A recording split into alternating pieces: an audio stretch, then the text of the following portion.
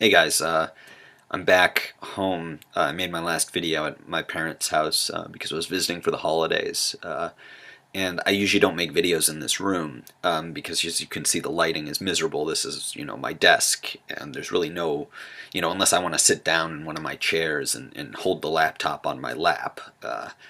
It's just easier to usually make videos in my lab or when I have free time on, breaks or vacations.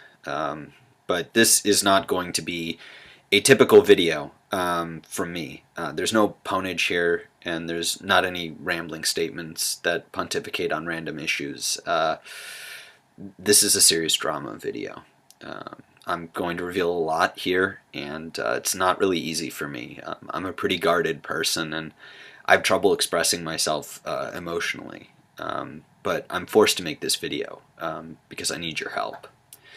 And I want to say that I'm going to be reading off of a script here, so it might seem wooden and stilted, but I find it very difficult to express myself emotionally, especially when I'm distressed. And reading off of a script really helps. I'm a better writer than I am a speaker, I will say. So here goes nothing. Like many of you, I view the internet and specifically YouTube as a diversion from real life. Contrary to many perceptions, I live a very full life outside of YouTube.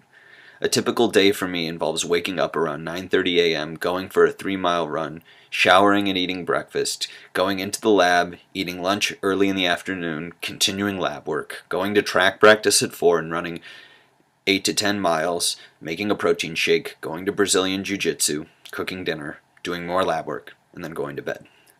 My lab work involves a lot of time where I simply wait for programs to execute, so I use YouTube and Facebook during these interludes as a diversion.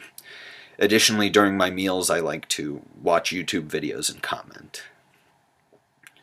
To be sure, I greatly enjoy YouTube, but I by no means take it seriously as an academic forum. I mean this as no insult to my fellow YouTubers.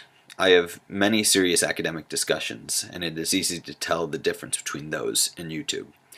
No matter what you may say, YouTube is not a place for serious academic discourse. That is simply a fact. Attend enough conferences and poster sessions and you will know that.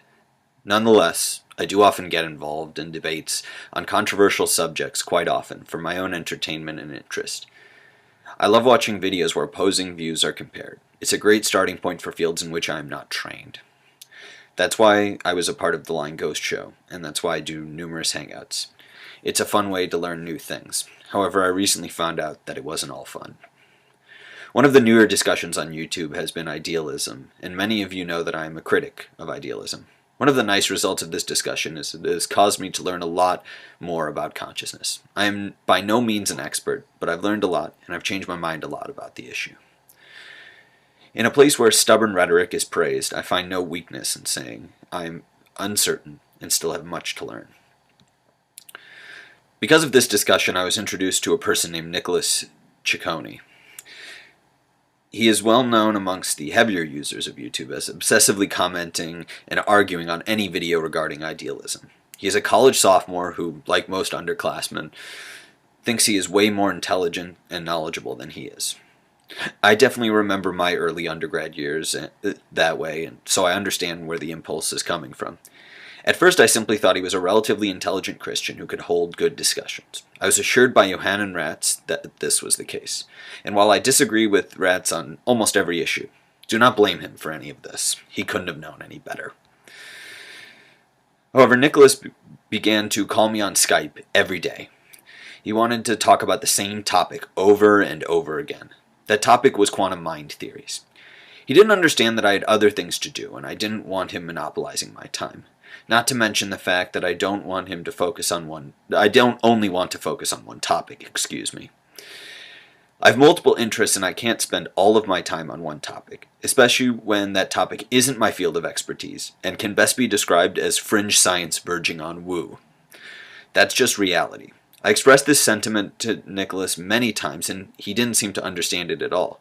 To be completely fair to Nicholas, I would frequently get angry and yell at him because I was frustrated at this fact. A couple of times I was unjustified in my behavior, and I accept that. It was reasonable to be angry, but not all the time. This led to me blocking him on Skype after I had to tell him to leave me alone at least 4 or 5 times. Then I blocked him on YouTube because he had started commenting on all of my videos and trying to start debates and arguments with me everywhere. I was partially amused by this at first, and I would reply back to him to troll him.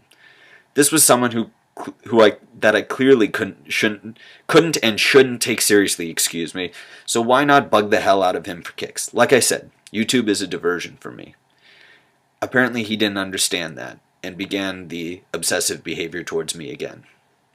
I then was invited by the Realistic Nihilist to join a philosophy group on Facebook. I was interested in it, so I joined. It is important to note that even though my profile on Facebook is set at the most private setting possible, you can see where I'm enrolled as a graduate student. Nicolas quickly began to undertake the same exact behavior as before. This led to him being kicked out of the group and me blocking him yet again. I then resolved to block him on any media that I had. I repeatedly told him to leave me alone. I trusted that he would get the message. Boy, was I wrong.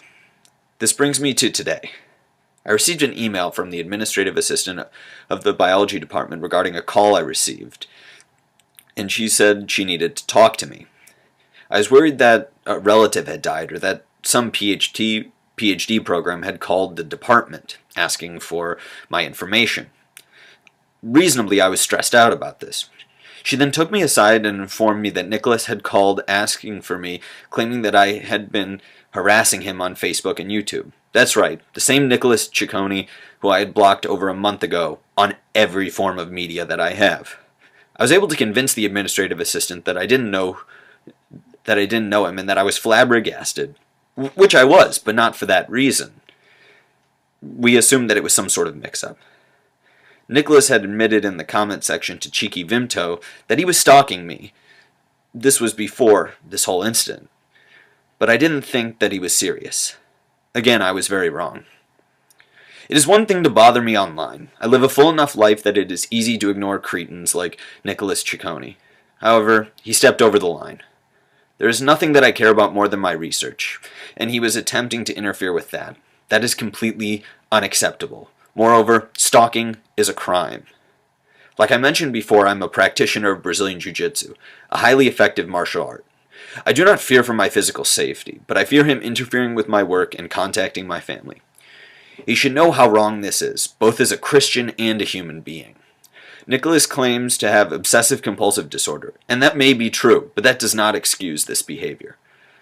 I'm a big believer in a nuanced morality, but this is black and white. It is clearly wrong. I would request that everyone who encounters Nicolas do two things. First, refuse to take him seriously and call him out for being the stalker he is. Second, block him after you have done so. This is a person who craves attention, so there is no better way to deal with him than starve him of that very attention. Finally, if you are watching Nicolas, I want to warn you. If you continue this behavior, I'm not afraid to prosecute. You may not know this, but my father is one of the most well-respected corporate attorneys in the world, and he's not even the best criminal lawyer in the family.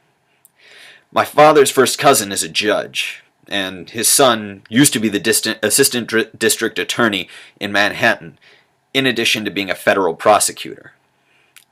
I can guarantee you that you and your parents cannot possibly afford a better legal team than I have. And you haven't seen my father when someone wrongs me.